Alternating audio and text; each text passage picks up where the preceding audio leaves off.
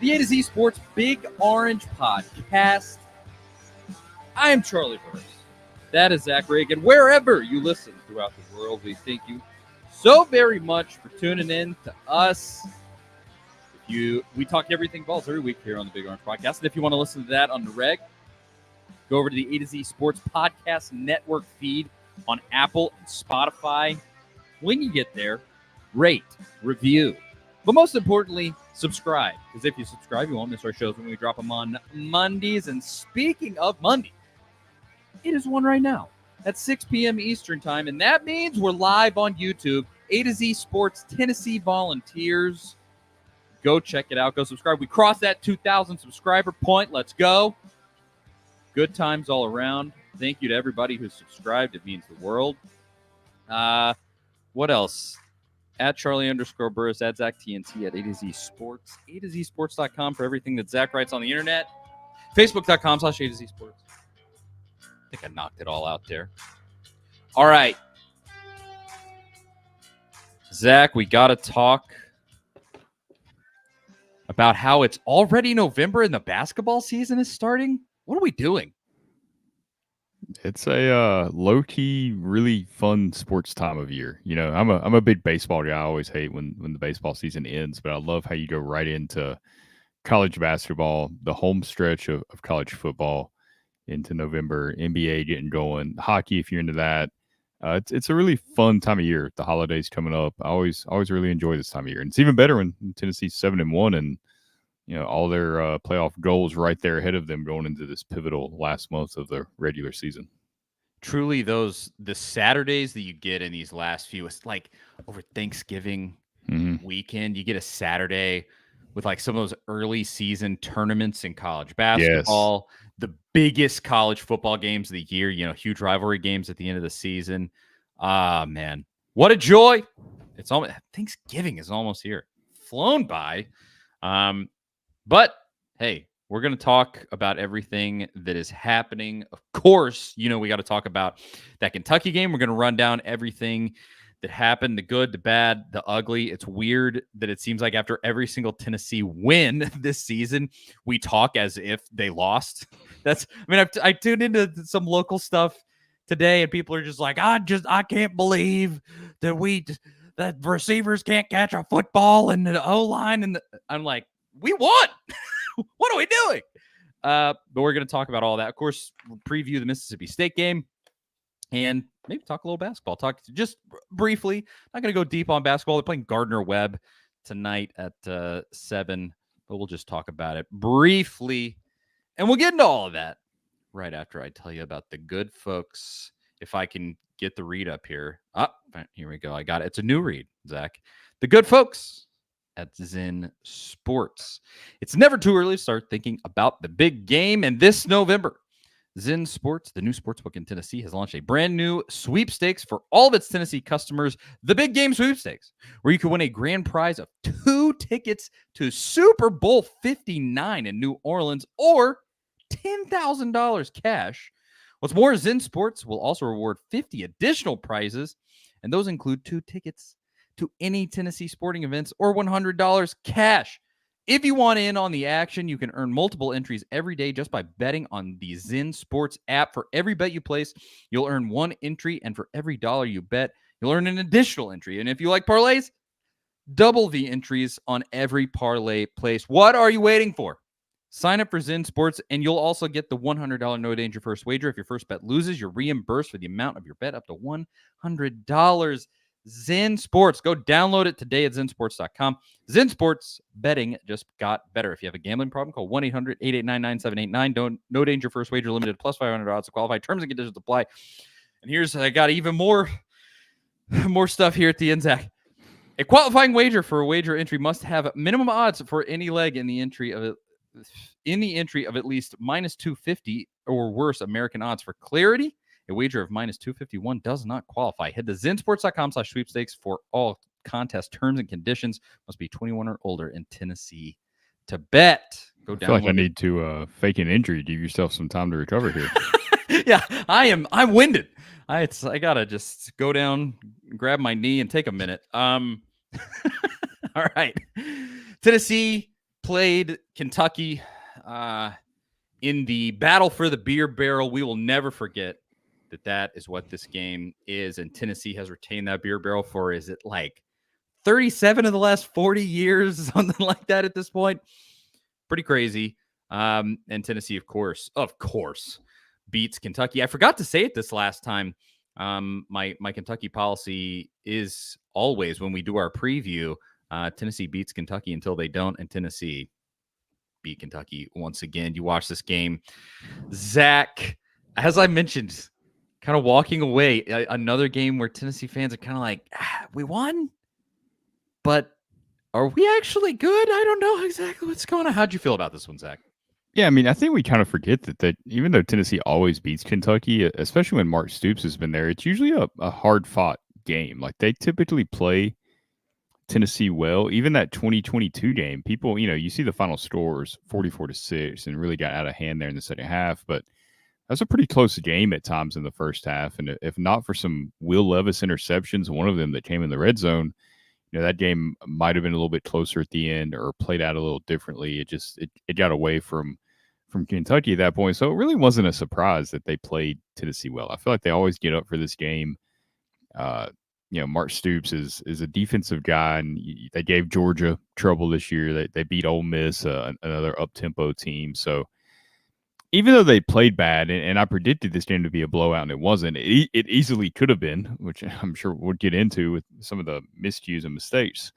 It wasn't totally shocking to me that Kentucky didn't lay down and that they came out and put up a fight and really made Tennessee work for it. But at the end of the day, like you said, it's a win. Like I don't understand complaints about the way Tennessee's winning. Yeah, you want them to hit these shots. You want them to put up more points and to win, 50-10, 50-7, 50-6, whatever. Of course, like, who doesn't want to see that? But ultimately, they're 7-1. They're winning games that they should win, that they got to win essentially, and not everyone's doing that right now. I already mentioned Ole Miss losing to Kentucky. You've had Alabama losing to Vanderbilt. This whole season feels very much like just survive and advance each week, because every week we're seeing a top 5, top 10 team or multiple in Texas A&M. This past week going into Columbia, they found out real quick that's not a place you want to play at night in November for whatever reason. It is a house of horrors for everyone down there. It's a good atmosphere, even if you don't want to admit it. It really is. But every week somebody's losing a game that they're favored to win, and Tennessee, outside of that Arkansas game, they keep surviving and advancing, and you just hope that going into this last stretch of the season that eventually those shots are there. And I think we're seeing it start to slowly come around. At first it was, Nico's overthrowing a receiver's not running the route in the right spot, and it was just all off. And now it's more, Nico's looked pretty good. He's had a couple throws they've got away, but that's going to happen every game. He's hitting Chris Brazel in the hands in the end zone, and the ball's coming out when he can't survive the ground. He's hitting Chaz Nimrod in stride on a play just like the Jalen Hyatt touchdown against Alabama. I think it was his 4th touchdown of that game. Miles Kitselman, that's a tough one in the end zone that got broken up, but maybe he has time to secure that ball. Either way, Nico's doing the job. Receivers, they've got to get on the same page and make those catches, whatever it is. Spend 5 hours a day on the judge machines, whatever you got to do. You cannot blow those opportunities when they're there. That's what the team in 2022 did so well. So they're getting close. I think there's a lot to be encouraged by, and the defense just continues to play well. And a really an underrated storyline for that is you lose Keenan Peely for the year after that Florida game, and that was a tough blow last year, and it's a tough blow this year, but Arian Carter, redshirt freshman Jalen Smith kind of stepping up out of nowhere this week, and T-Lander, Perry. I mean, you got guys that are stepping up and playing really well at that linebacker position. So credit to William Inge, the new linebackers coach, and those guys on the field getting the job done without Peely. Yeah, I mean, nobody likes playing Kentucky close because it just on paper it doesn't look good. They're having a crap season, but at the end of the day, the difference that I go back to is the difference between last year to now. Last year, you watched this team with Joe Milton and you just saw with Joe, you were like, yeah, that's just how this whole thing is. Like, Joe is Joe. He's in his 5th season of college football. Like, that's who this dude is, and that's where we're going to be. And you had that feeling. You watch this team this year. Is it frustrating to watch them have to, hang with Kentucky till the 4th quarter and then finally, pull away on a frankly awesome drive where they just impose their will on Kentucky? As Will Levis would call it was real football. But at the end of the day, you're just seeing those signs like that Nimrod drop where you go, oh, if they make that play, this is a borderline blowout win. Frankly, if Max Gilbert makes his kicks, this is a borderline blowout win.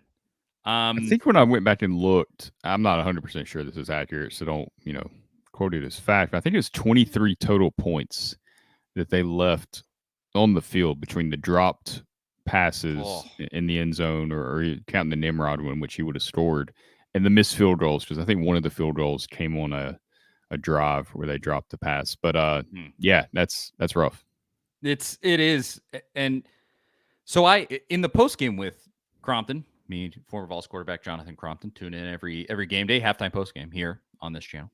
But in that post game, I said that I was honestly encouraged by where Tennessee is at right now, because you're 7-1 and you're playing these games that you're winning in kind of this old school style. Is it the most beautiful? No, it's not, but you're winning. And your best football's ahead of you. I think, in my personal opinion, Nico's continuing to get better. And I'll ask you this, Zach. I'm sorry, this is live radio here. I know I've done this to you maybe a couple times before. I don't have my charger. My computer's about to die. I got to go run into the other room and get it. Like I said, beauty of live radio, folks. But as far as Nico goes, I thought this was his best game so far. I don't know if you agree, but I feel like it's kind of uphill from here if they can take advantage of it. Do you feel that same way? Yeah, absolutely. I think that you saw Nico a couple times earlier this year seem unsettled, right? At times, like it just seemed like he was rushing things. He wasn't completely comfortable. He was seeing things that he had never seen before. And you see the game kind of slowing down. Yeah, I think you saw a lot of that in the second half against Kentucky, specifically in the 4th quarter on that 13-play drive where, I mean, yeah, he's got to step up in the pocket. He's got to take off running a couple times. He narrowly avoided a strip sack fumble that would have been disastrous. And then you hit Dante Thornton when you're scrambling on that throw where there's a tight window. Thornton made a great catch as well. That's on the 3rd down to keep the drive going. If you don't make that play, I don't know if you punt necessarily there or if you go for it. I don't know what the situation is. Just Josh Heupel he's kind of had to deviate from the typical way that he approaches games because of the offense and just not clicking. But who knows what happens there? Maybe Kentucky gets the ball back and scores, and then you're in a situation where Tennessee's got to go score quickly to take the lead back or tie, depending on the situation. That was a massive play in the game. Really, that entire drive. I don't know if you had the 13-play drive there in the 4th quarter, towards the middle of the 4th quarter, where they ended up finished off with the Dylan Samson push touchdown, which was really a great moment for the whole team and the whole program. But I thought that drive, you just saw the poise from Nico and just everything really slowing down and him understanding what he's got to do. Those moments where he took off just a couple of times, wasn't huge gains on that drive. I think one of them was for a 1st down.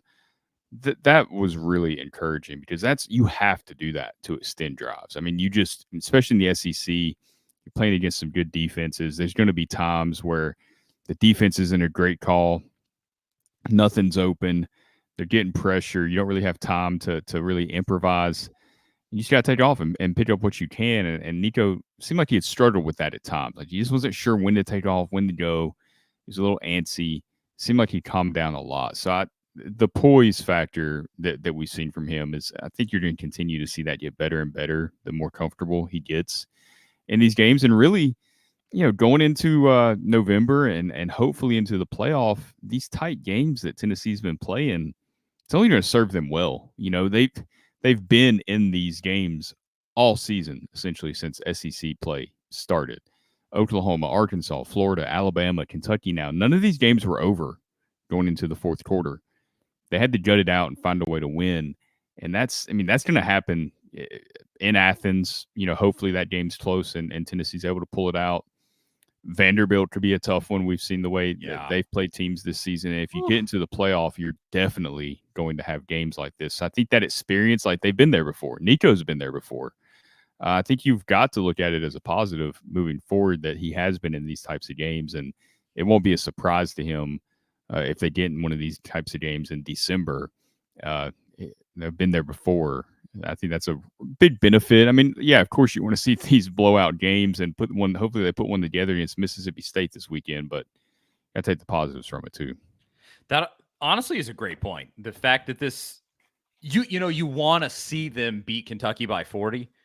But it's actually advantageous to get in a battle, because that really is something that when you play those top end teams like you're about to in 2 weeks with Georgia, like there is no scenario in that one where you win by 40. So you're going to be in a battle, and and hopefully this experience can carry them into that game.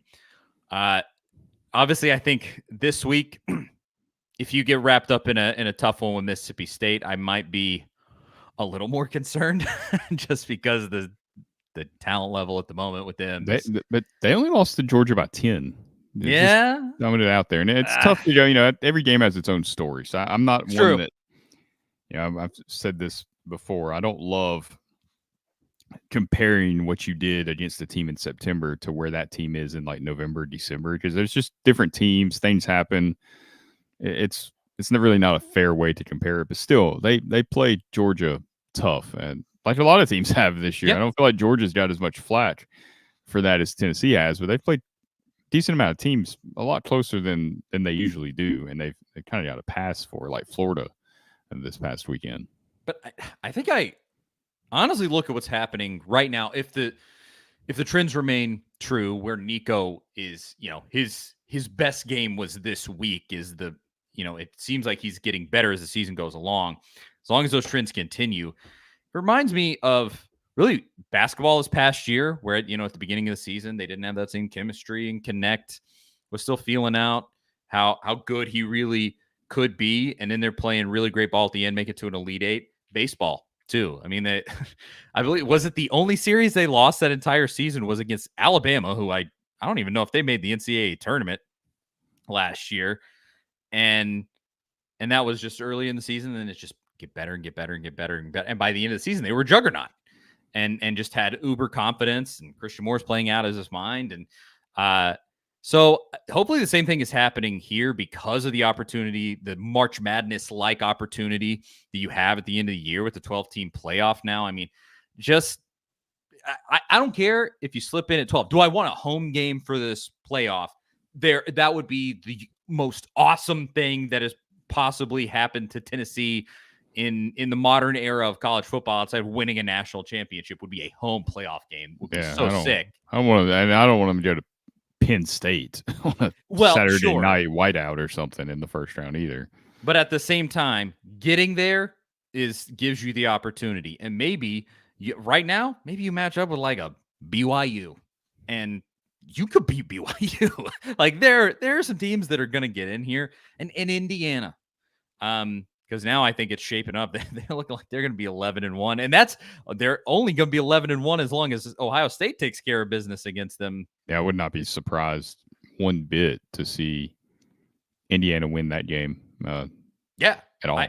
No, they're a scary team. It's crazy. Really, really well coached. They found a lot of talent in the transfer portal. And so you just give yourself that chance, and you give yourself the best chance as long as everybody continues to play better. So just, I guess, at the end of the day, my thought right now is catch the football. Oh my gosh. And I don't care if it's Mike Matthews, Caleb Webb, Squirrel White, Chaz Nimrod, Brew McCoy, whoever it is that can do that. If you got it after that drop, if you got to open up the competition in the wide receiver room, and it needs to be Mike Matthews getting those targets, fair enough. or whoever, Braylon Staley. I don't know. Who is going to catch that ball, because that was one of the most perfect throws I have seen from a Tennessee quarterback in quite a while. The Brazel one specifically, or the No, Nimrod? the Chaz Nimrod Both of drop. those were Oh, and fantastic the throws. Brazel one. Yeah. Oh, the Brazel drop, brutal, Those are absolutely tough brutal. because, not only does it take points off the board, but it just kind of takes the air out of the offense for a minute because, Yes. it's a snap and clear mentality, right? The play's behind you, nothing you can do about it. You got to move on. You can't change it. But there's that human instinct to just kind of dwell on it a little bit. The receiver, the quarterback, everybody else is like, oh, we got to, that was it. That was our chance. And now we got to find a way to try to finish off this drive. So those are killers in so many ways, and they give the opposing team just a little bit of life there, a little bit of hope. I did like that when Brazel dropped that pass in the end zone, the Kentucky DB, I'm pretty sure live or when I was rewatching. I mean, it didn't look like they celebrated at all. You see that far too often, the DB celebrating a blatant drop by the receiver, like they locked somebody up, and that Kentucky DB just kind of jogged back to place, like, oh, yeah, I got away with one there. I think it's obvious to anybody who's watching right now that it's so close. I mean, I listened to Josh Heupel's press conference today, and he's beating that drum because it's absolutely true. And he seems so exasperated, man. Like, he is just like, oh my gosh, we are so close to breaking this thing open, and we absolutely cannot. We just continue to shoot ourselves in the foot. And it's kind of, he keeps bringing this up too. It's just the little things, little details, penalties, drops, and just turnovers. I mean, turnovers from Dylan Samson, from your dude, like dude who's putting on what should be a Heisman campaign right now, and is for some reason getting absolutely no acknowledgement at all. He currently has better stats at this point of the season than the last running back that won the Heisman Trophy. But I digress. And that person played in the SEC. There's just those things where you watch and you just go, oh, it's right there. Just take it by the horns, because the defense is perpetually going to show up. Even in this one, where honestly, this was probably their most, I don't want to say poor performance, because they held Kentucky to 18 points. They continued the streak of teams not hitting 20 points. And it's at the end of the day, it's not bad. It's just the worst that they've done, probably. I think I watched back a good chunk of it, and some of it was just being too aggressive, where they left things open. Yeah, there was a couple times where I thought it was just the play call that Tim Banks sent in just didn't match what Kentucky ended up running. And sometimes that's just bad luck. Sometimes you just have to, you're not going to shut every team out type deal. They're going to score a few points here and there. That was kind of what I felt like. A couple times the calls were just not ideal. And like that one play, the first play of the game, when they ran that chunk play for 50 yards, those almost never bother me, because that first play is so scripted with the look that they know they're probably going to get from Tennessee when they come out. Like, Tennessee's going to match what Kentucky's doing, what they've seen on film. They've almost always, like Tennessee last year against Georgia, on that Jalen Wright run to open the game. I mean, that was not a precursor of things to come at all last year against Georgia. Obviously, a lot of times those first few plays that are scripted, it's kind of fool's gold. So that didn't bother me quite as much. And the bad defensive calls, or not even really bad, just the wrong defensive call. Like, that's going to happen from time to time. I thought otherwise it was a pretty solid performance. There's some big time plays made in that game. Ricky Gibson, that play in the end zone early in the game when he kept a touchdown off the board. And Jordan Rogers calling the game. He's like, Kentucky did everything right here. It's a great play call. Vandegrift's throwing it to the right place. It's a pretty good throw. Gibson just made a tremendous play on the ball. So there was a lot of good from that game, even though they gave up a couple touchdowns that they'd like to have back.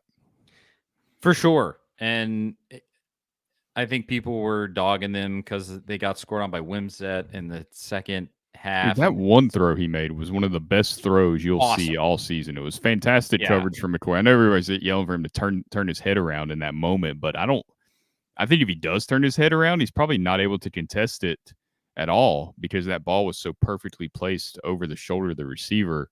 Sometimes you just got to tip your cap and go on. And then the 2-point conversion too was just like it fitting to a super tight spot and just perfectly caught by that. And it was the same kid catching the ball both times. It was a weird sequence, that entire thing. Because then after that, I mean, that kid could barely throw a forward pass. Yeah. So he was getting crushed, which is an element there to sometimes him not being able to. Sometimes, I mean, these guys are talented. Sometimes it's just their play, and they make the throw. So I don't rag the defense here. The defense is still uber. What's the right word? Talented, but also I think they're going to be uber competitive in every game going forward. I don't see any problem. They got Kentucky's offense in the middle, and they got beat by Kentucky. No, nah, I think every game's different. You still held them under 20 points. It's fine, and you still crushed them. You still got interceptions. You still got that great strip sack. Like, there was a lot to love about that one. That hardcore hit by James Pierce. I mean, it took the opposing quarterback out of the game for how many times is that this season? Everybody except Alabama. Yeah, it's like I think your mic cable might need to be adjusted. It was getting a little scratchy there. Oh, hold on.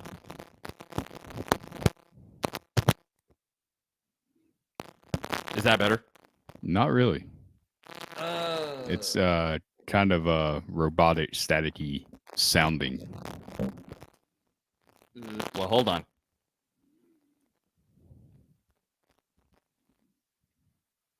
We gotta just go to the computer audio. Yeah, that sounds better than it was. I'm not sure what was going on there. Because really, that whole setup is so I can play music and stuff, and I can just not for the rest of the time. So I don't. Did you hear all of that? Like the whole. Yeah.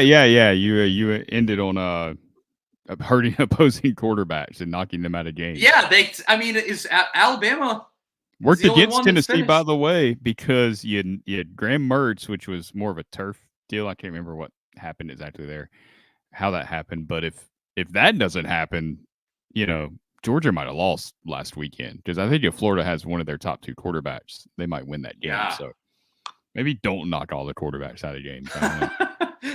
Maybe. But it all the way around for the defense, I'm not going to rag on them. To me, this just comes down to the offense because that's what's holding you back from being full-blown elite right now. That's really it. It is those few things are standing between you and in this game, a 40-plus point game out of the offense. And that would have been 50 probably. Yeah, it would have been close to it if everything connected there. And I mean, Max Gilbert, 9 points left on the board. I mean, you catch just those 2 touchdowns to Nimrod and Brazel, and it's 35-42, 42-18. Everybody looks at this game way different, and that's just execution. That's just everything was done right. They just didn't completely execute in those moments. Nimrod's probably looking upfield. Took his eyes off just a half a second too soon. It's a thing that you can't do. It's Aaron Judge in the World Series when he drops that fly ball. And then Brazel, you got to survive the ground. I mean, there's just no other way about it. He knows what he's got to do.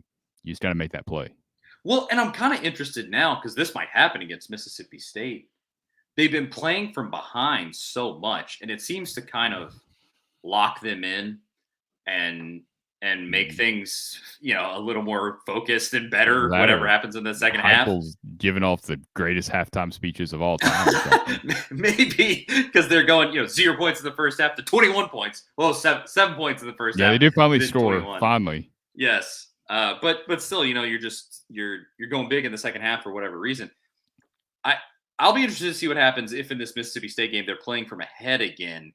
Do they do the get ahead, shut it down? I think Mississippi State's defense is so bad that I don't think it's gonna matter. Like I think it might be they just go to handing it off to Samson, Bishop, Lewis, whoever's playing because Bishop might be hurt. We don't really know. Yeah, ESPN never showed us a replay of what happened to him. Yeah, we don't know what happened. Which Josh Heupel probably loves. Yeah, that's his best friend is us knowing nothing about injuries. But it's I don't think against Mississippi State that might not matter because I think you'll probably be able to run on them regardless. It's not going to be like, oh, they stacked the box and Tennessee couldn't do a thing. I think it's kind of like Mississippi State could almost do anything with that defense, and you're probably going to get a pretty good amount of yards on them. So we'll see. But if you do, let's say did a couple plays connect in the first half against Georgia, do they just shut it down? That would be interesting. I don't think you can. I don't think you can against Georgia because you saw that Alabama game. Yeah, that's what happened. I think Alabama kind of took their foot off the gas and almost lost that game. Credit to them for not letting Georgia come all the way back there. But I think you got to against a team like Georgia. I think you got to keep your foot on the gas. Well, we'll see what happens. But before we move on to the Mississippi State game and talking about all of that, anything else with this week's game, Zach? You mentioned the Samson fumble, and this has kind of got not really forgotten, but it's just not at the forefront of people's minds because the way the second half played out. But Samson fumbles that ball, and then you do not see him until the very end of the second quarter. He's set on the sidelines for almost the entire second quarter. Peyton Lewis got in there. Well, Bishop came in the game. I think he had like one carry, then he got hurt. The true freshman Peyton Lewis, some really good snaps for him. Ends up scoring a touchdown. Really like that kid. I think he's going to be, maybe he can take the torch from Dylan Samson when Samson goes pro, likely after this year. But that was, and Heupel didn't really address it too much. I think he was asked about it, but he danced around it a little bit. Was that a punishment from Heupel, or was it a let's give Samson a little bit here to get his head cleared, to get his head right, get back in the game. We're going to need him in the second half. Was it planned? Because Samson's had a lot of carries this season. I thought that was interesting because we really haven't seen Heupel have to do that yet with a player, and there's real no explanation. There's purely speculation on our part how he was handling that, but I thought it was really interesting. But Samson obviously responded incredibly well, had a big second half, and scored a couple of touchdowns. In the rewatch, it might prove that it was just a plan because I noticed they take Samson out after the fumble, which they've, as you're saying, they've done in other games without a fumble. They take him out in the second quarter. It seems like they kind of rest him so that he'll be stronger in the second half. Maybe, I don't know what the theory is there. But in this one, they take him out. Bishop comes in and has this inexplicable injury. I told you I rewatched it today, and there's literally no sign of anything that happened. He doesn't make at least in what is shown on TV. Maybe on the All 22 you can see something. I didn't. Like he was away from the play, right? He was in position to block, and there was nobody to block. so maybe when the camera switched, somebody did. He walked off the field. He wasn't carted. He wasn't, carried off the field. He was walking slowly off the field. Yeah, I don't know what happened, but they take him out, and Samson came back in the game at that point. So I thought it was Lewis that I thought that's when Lewis came in the game. Unless I'm remembering incorrectly, I'm pretty sure that's what happened. And then nearly immediately they gave the ball back, I think. And then Lewis was on a subsequent Oh, okay. Maybe that's drive. what it was. I got you. I'm pretty sure that's how it worked out. So I think it was planned. And then, or maybe it was some of both, where Heupel was saying, "Hey, don't fumble the ball. We'll put a freaking freshman in if you're going to keep doing that," or something. Like he did look pretty annoyed. If you go back and watch the replay after the Samson fumble, Heupel was pissed. He was not having. I don't know if it was necessarily Samson. I'm not saying that. I just think the situation, like, good God, this happens every game. What are we doing? Once again, we've turned the ball over before we can score points here, getting close to the red zone. It is so frustrating. Again, like in the press conference today, you can just hear the man's exasperated. He's just like, freaking stop, play a full game. I was like, somebody asked, he's like, have you ever had an offense like this before that's kind of had this type of season? He's like, no, not at all. No, he has not. It's crazy. So obviously I don't blame him for pulling his hair out like that. But yeah, it's at the end of the day. I mean, Samson's your guy. He came in, had an awesome game, set the record. It was beautiful. Loved that the OL, the offensive line helped out with the record because the offensive line obviously is a huge part of him getting that record. Well, everybody. I mean, the whole team was over there. Like Nico running up. I didn't notice this watching it. I was listening to Cooper Mays talk on the Dave Hooker's podcast thing interview he does with Cooper Mays each week, and he pointed out that Brew McCoy had ran his route or as a decoy route, whatever, on that play, and he runs in and helps starts helping push the pile as well. So it was a total group effort. We did have, before we do move on, we did have a bunch of comments so far. Don't want to leave everybody hanging here. Michael says, Max is a freshman, so I feel like he deserves another chance after missing those 3 field goals. I would say I agree. My strategy, and I think this is going to be Heupel's strategy, would just keep putting him out there and let him work through it. If it continues for another couple kicks, okay, fine. Let's maybe go to Tuberville and just try your chances somewhere else. But yeah, you got to just let him play through it, even though Randall says it was 3 missed kicks. Yeah, but still, new game, new week. Give it a try. Yeah, and to that point, Brian says missed kicks were the biggest factor. Drop passes hurt, but not alarming. Nico looked a lot better this week. Again, it was probably Nico's best game. And Ken says Nico is the leader of this team. Loved him. To your point there, Zach. Ken says loved him sticking his head in the scrum, giving his all on the record-breaking touchdown. I thought Nico had some really good answers post-game too. Just nothing crazy, but being asked about receivers dropping balls, I thought he handled that really well. Just telling the reporter that he's like, hey, I told him I'm gonna keep going to him. Everybody has their play, everybody makes mistakes type deal. He's made mistakes this season, but just in general, his approach with the media is very polished, vanilla kind of at times, which I think is kind of what you got to be, especially in college, because people like us are going to dissect everything you say and do. So you don't want to give too much out there. But to be 20 years old playing at this level, no matter how much experience you've had as a youth player in high school, you see a lot of players that don't have that, and Nico, you can really tell does. And I've been pretty impressed with the way he's handled the media. Yeah, he's an impressive kid. That's why I want him to put it all together and really start, asserting himself as one of the best quarterbacks in America. Because I think there are a few players his age and in his position that could be the kind of representative I think he could be, just with how he just carries himself and it just seems like he's very courteous and just kind of, I don't want to say meek and mild because I think he is a real leader for this team. Yeah, well, you've seen some on-field moments where he'll talk some trash, and he's a competitive dude out there. He's not stiff-arming somebody and asking if they're okay or apologize. I mean, he's a competitor. He gets it done. But yeah, away from the field, he definitely does have this kind of humble demeanor, which is a positive. I think it draws people to him. Yeah, I would say he's more Marcus Mariota than he is who's Baker Mayfield. Yeah, exactly. There you go. So some sort of flashy hothead. Yeah. Chad and Billy Bob in the comments, they pointed out that my mic blew up. Apologies. I saw smoke coming from it. So yeah.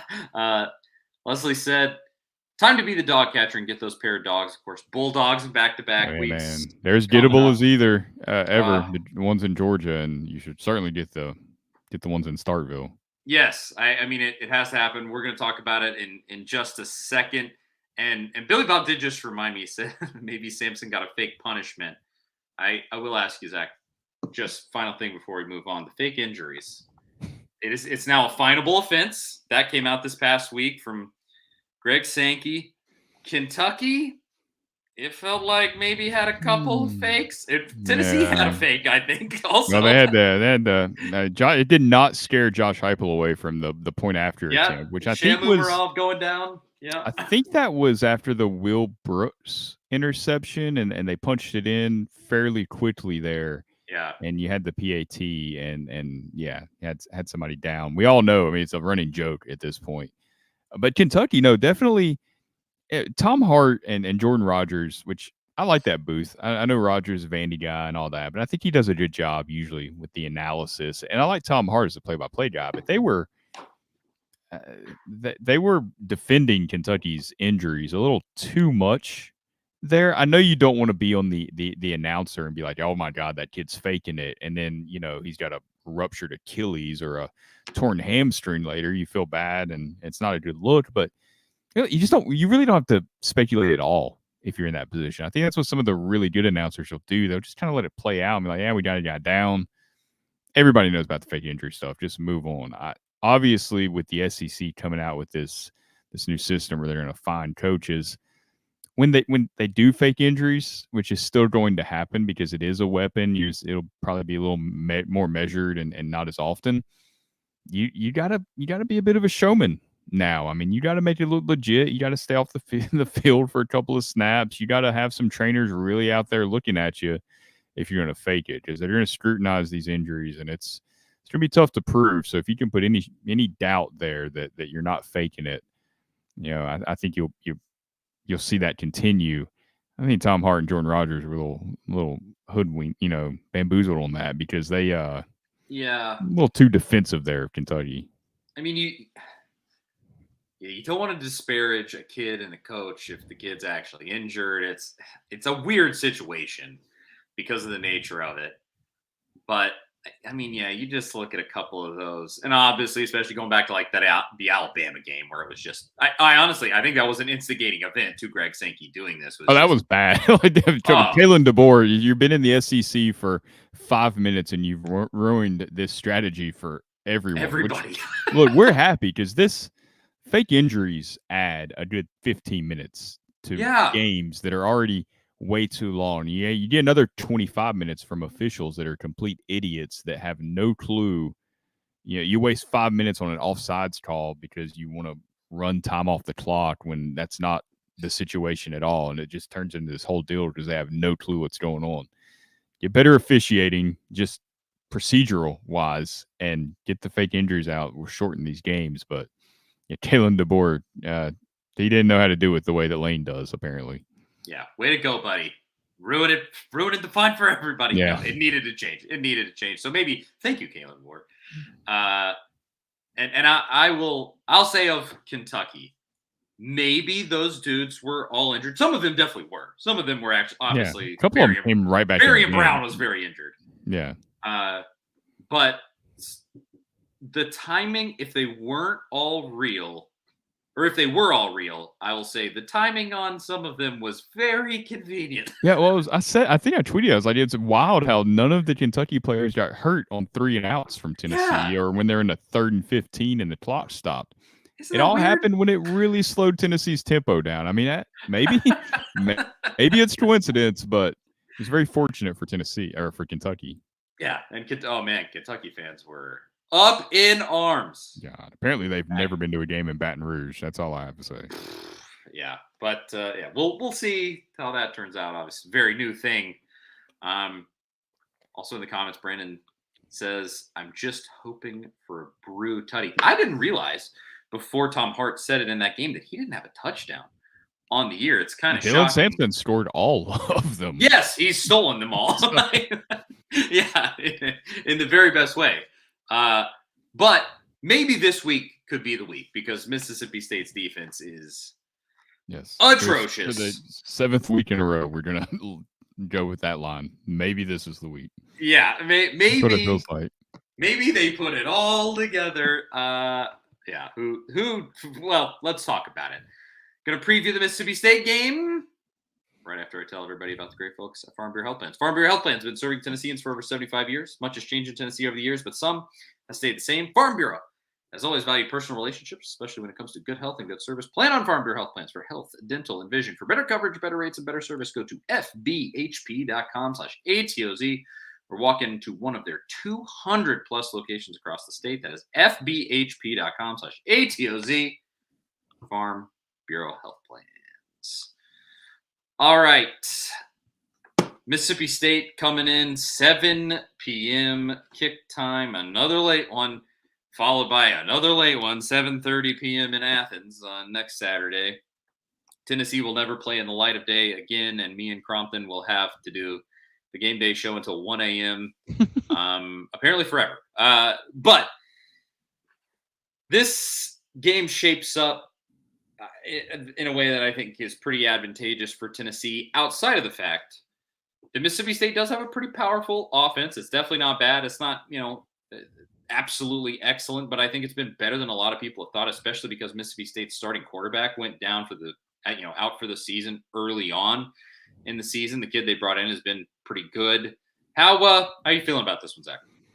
Yeah, I mean, I hope that Tennessee doesn't feel the same way I do. I mean, I feel like they're going to go win this game, and they're going to. I know they're going to put it all together, but I think they'll score a lot easier. I think the first half will be smoother. I think we'll see better execution. Like you said, Mississippi State's defense just isn't very good. Their offense, yeah, they can put some points on the board. It's the same offense pretty much that Tennessee runs. It's Jeff Lebby. Him and Heupel have known each other for 20 years at this point, dating back to their time at Oklahoma when Lebby was a student assistant and Heupel was a graduate assistant. They've coached together. Lebby was his offensive coordinator for a while. They know each other well. I mean, I think Lebby was at Ole Miss in 2021. I believe there's the offensive coordinator when Tennessee played. So they've played against each other in the SEC before. I think the advantage, though, obviously they're going to know, some of the tricks and what these offenses like to do. Lebby is, very much from that Art Briles tree, even away from his time with Heupel. I think he's married to Art Briles' daughter, so he's very much in that family and that style of offense. But Tennessee's defense goes up against this every day for the last 3+ years, into year 4 here, and yeah, there's some new guys on the defense, but you got a lot of older veteran guys. The defensive line, they're going to know this offense really well. They're going to know how to defend it really well.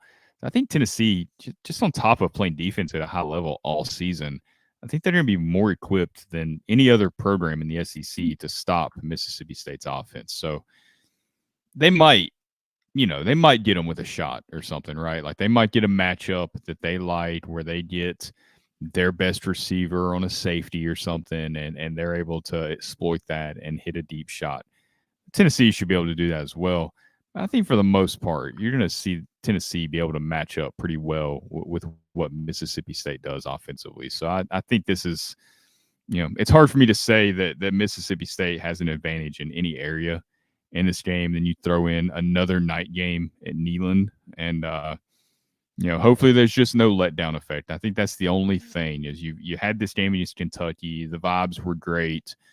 The dark mode, spooky Rocky Top, all that stuff at night. And then you got Georgia coming up as well. But you got to have that same intensity for this game, against Mississippi State that you have every other opponent this season outside of Arkansas, obviously. It has to be at that level. I mean, you have to come out and play this game like it's the SEC championship game. You cannot take anything for granted. I think they learned that lesson the hard way in Fayetteville earlier this season. But if the atmosphere is anything like it's been for any of these night games, I think this is one that could potentially get out of hand, and maybe it kickstarts this whole offense. And especially, I mean, you really want that to happen going into Athens. I think you could look at it two ways. You could look at it as you're playing the dead last defense in the SEC by a large margin, 462 yards a game they're giving up. And let's actually look at I forgot to look, the scoring defense. They're giving up 35 points a game, also dead last in the SEC by almost 10 points. Surprising. I noticed today, Tennessee, as bad as the offense has been, and I know this is inflated by Kent State and Chattanooga and NC State, but they still have the number 13 scoring offense in the nation right now. Tennessee. Yes, the number 2 scoring offense in the SEC at the moment. It's crazy. Hello, somebody. Number 4 total offense. As much as we're moaning and griping, still the stats speak for themselves. But hey, I digress. But if you can really take the top off and just this thing explodes this week, like I said, I think you can look at it two ways. You can look at it as very good, a confidence builder going in to Georgia, Or Michael in the comments, he brings up, certainly don't want to get banged up, but need to be sharp prior to Georgia, and playing a lackadaisical defense might be good or bad, because it could almost be a situation sort of like you saw earlier in the season before that. I guess Oklahoma and Arkansas. Tennessee played 3 snoozers in a row, had a ton of confidence, and ultimately it didn't do a lot for them. They scored 25 against Oklahoma and then 14 against Arkansas, because I think it was almost too easy. I don't know if it'll be that easy against Mississippi State. They're still an SEC team. It's an SEC team that the roster has been completely ravaged by, frankly, tragedy. As crazy as that situation is. Yeah. But I'll take it as a good thing, because I think they really just need to see the ball go through the net, so to speak, and just connect on those passes and continue to build Nico's confidence, and just really, make. I think the statement that you can make here is just, we're going to be playing our best football down this final stretch. That's what's about to happen here is what you can do by blowing the doors off of Mississippi State. Ultimately, I think they will. It's a night game in Neyland.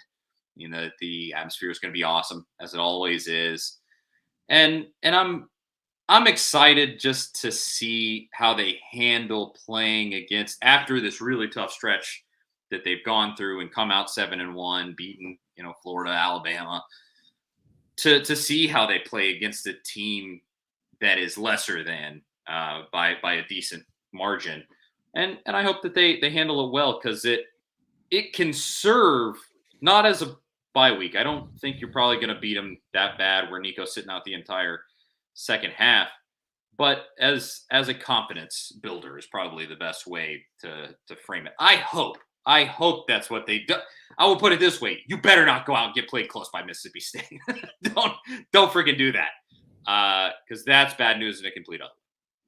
Yeah, and so I think that Arkansas game is it's one that you hate to lose, but it's done now. You said you can't change it, but that hopefully is one of the best things that happened to this team, because that was a quick reminder of, like, okay, we cannot take anyone at all for granted, no matter where they are in this conference. Just from top to bottom, you're seeing every SEC team at some point give a really good SEC team their best shot. And from Georgia and Kentucky, Mississippi State and Kentucky, Vanderbilt and Alabama, Vanderbilt and Texas, nothing. You cannot take anything for granted. And that's the other reason why, going into this last few weeks of the season, you're at 7-1.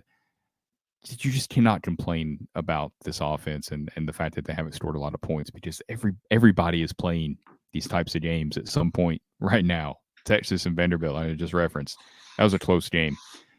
All these games are just survive, get to the next one, do what you got to do to win that night. And, if you walk out of Athens with a 13-6 win, I don't think anyone's going to be complaining. I would hope not, at least.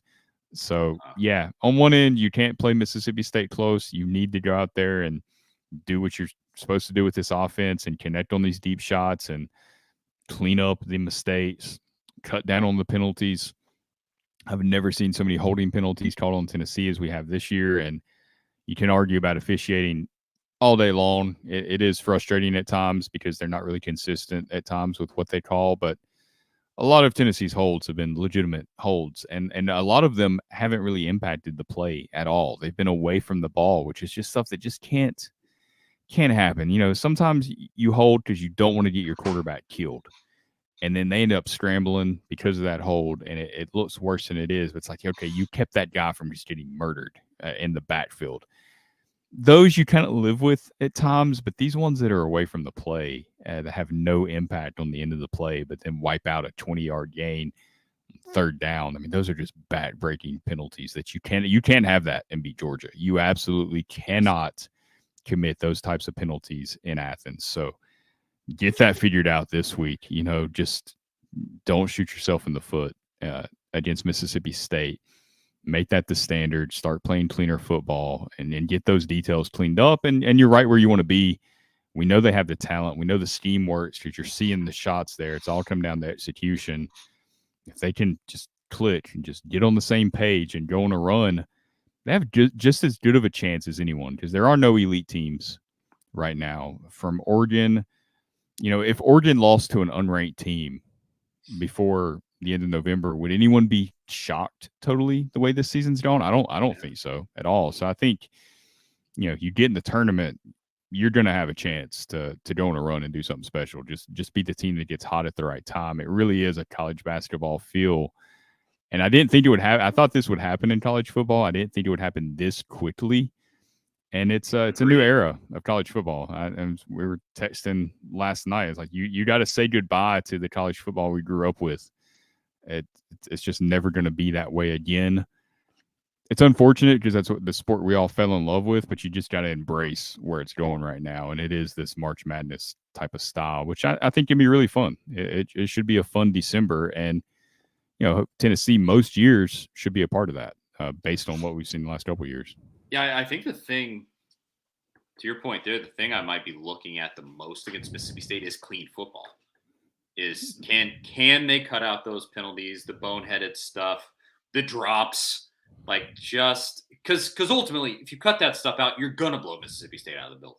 Like that's what the result of that will be. But even if they don't win by 40, if there's no turnovers, only a couple of penalties, and not an egregious amount of drops, like that's the improvement that you want to see, and that'd be great. So I'll throw it to you here, Zach, before we get out of here to watch this basketball game.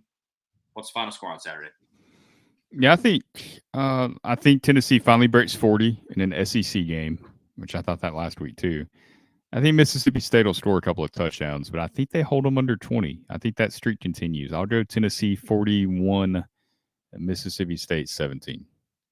41-17. I like that. I think Tennessee does put up a good amount of points.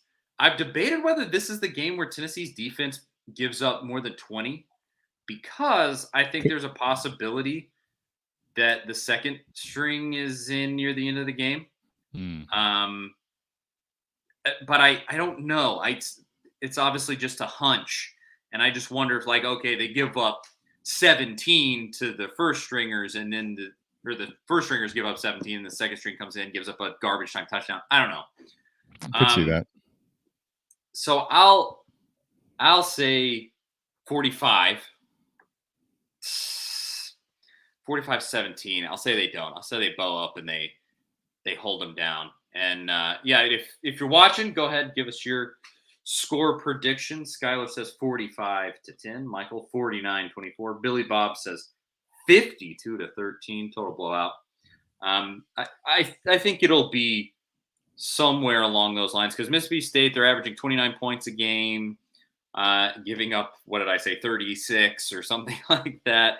36 and 462 yards a game. I mean, that's brutal. They are last in rushing defense. They are last in passing defense. I mean, it's a bad time to be on Mississippi State's defense. Michael Van Buren at quarterback, really admirable effort he's put in this season. I think he's going to get some on you. Like, he'll get his that day because he's a talented dude, and Levy's offense is good. It's Josh Heupel kind of playing himself to some sense, a guy that's been on his staff. But yeah, I'll say 45-17. Matt says 30-17. Not as much confidence in the offense finally breaking out. And Brooklyn says same as what you say. All right, so 45-17 or 40. What'd you say? 41. Yeah. So there you go. I got a skosh more confidence in the offense. I think this isn't the week where they, quote unquote, put it all together, but it's just the week where they have the ability to just connect on a little bit more. And against Kentucky, a little bit more would have been a 40-plus point for the offense. 2 catches pretty much and make a field goal. Yeah. Blowing the doors off for this, like putting it all together, so to speak, that's a 60-point performance in my mind. With Tennessee, that's what that would equate to. But we shall see, and we can finish with this, Zach. Basketball obviously starting literally as we speak. How you feel about this basketball season? I think I think we could see a little bit of what we've seen with football, where you've got so many new faces that it's going to take a little while to kind of gel. You got to figure out what works, what doesn't work. And I'm also interested to see like how Zakai Ziegler is managed throughout this year, because you're going to need him obviously to make a deep run. I mean, he's going to play a lot of minutes, and you don't really have a true backup point guard. Yeah, just Jordan Gaines is that guy. I would assume that would fill in. How do you manage his minutes, going throughout this season while also trying to figure out what works chemistry wise? I saw. I was wondering how you might feel about this. I saw Mike Wilson of the Knoxville News Sentinel made like a couple preseason predictions, and one was interesting, that Felix Okpara would win SEC Defensive Player of the Year, which I could see that. Yes. The other is that he predicted that the Vols will fall out of the top 25 early in the season as they're trying to figure things out. Kind of like what I was alluding to there. Got a tough schedule. And then they eventually play at Louisville on Saturday. Do what? They play at Louisville on Saturday. I mean, it's a tough schedule. Yeah, so I mean, I could see it. It's tough, but those games are winnable too. I mean, Louisville's coming off of a tough year. You got Miami and Madison Square Garden. That's going to be a tough game. You got Syracuse at one point.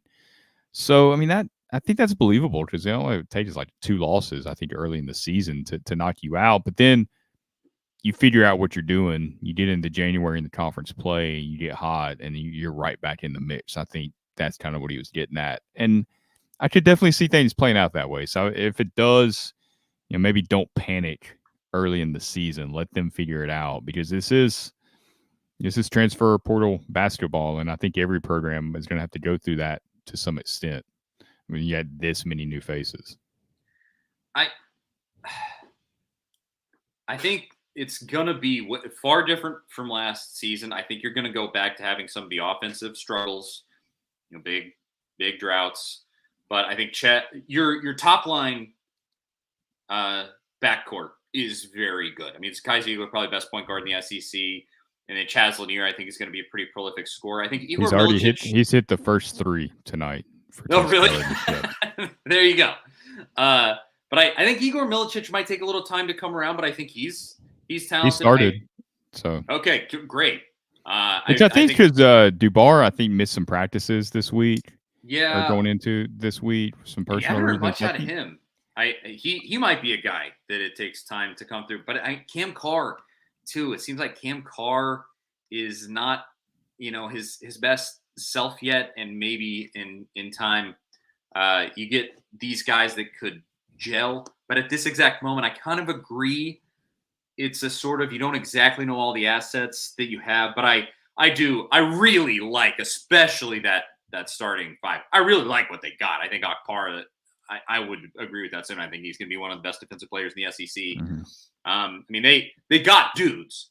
Can they make it all work together like it did at different times last year, where it can take you to the tournament and take you on a nice run? Yeah, I think it comes down to Lanier being that you don't have to be Dalton Connect, and Eric is asking what channel is Tennessee playing on. It's not on a channel, because apparently we don't do that anymore. It's on the SEC Network Plus. Yep.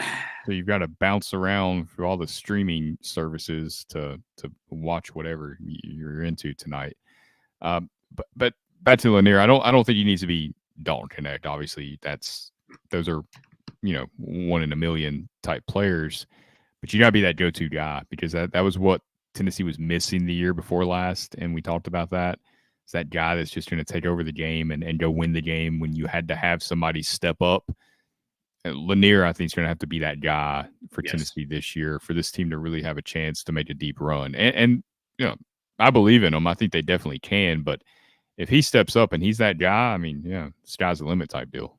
It will be perpetually true that Zakai Ziegler simply cannot be that go-to scorer. You really wish he could be, just because he is so, such a veteran and has been so electric for Tennessee over these years. But he's just too small. Yeah. There are games where he will, and he does. But yes, on a consistent every night basis, that's a tough ask. It's going to be tough. And so, I think it needs to be Lanier. Somebody has to be that guy. I was really hoping to be Cam Carr, but it just doesn't seem like he's there yet. And maybe he won't be. Maybe he's just not a dude that's going to put it all together. I don't know, but we will see. It's currently tied. So frankly, Tennessee's going to lose and the season's over. I don't know. Doomsday is here. No. Charlie Burris, Zach Reagan, thank you for watching. Go Vols, let's go beat. Where's Gardner Webb? Are they the Bulldogs? I think so. Maybe. Really? So I think they are. It's just tons of Bulldog opponents for Tennessee. And I actually think the soccer team that's in the SEC tournament right now, they're playing Mississippi State, and they beat Kentucky in the first round last night. I saw that, and I believe Mississippi State. So everybody's playing Bulldogs this week. Charlie Burris, Zach Reagan, thank you for watching.